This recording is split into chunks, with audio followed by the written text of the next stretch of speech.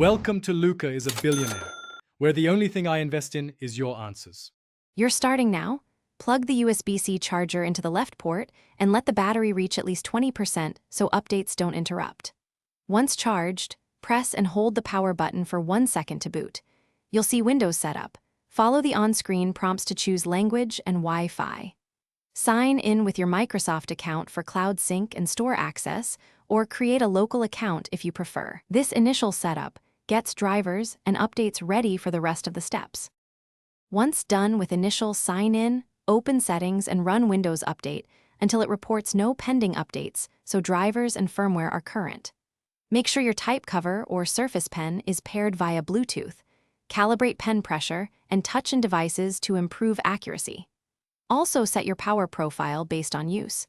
Choose best performance for intensive apps or recommended to extend battery life. Make sure BitLocker and OneDrive settings match your backup preferences. To finish, optimize the display and touch settings.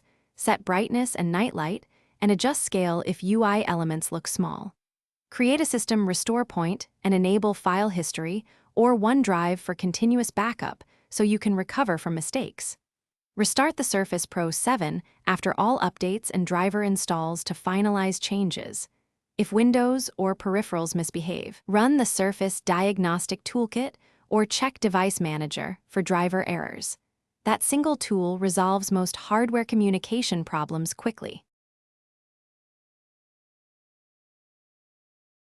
Thanks for watching and please subscribe. It's the best investment you'll ever make.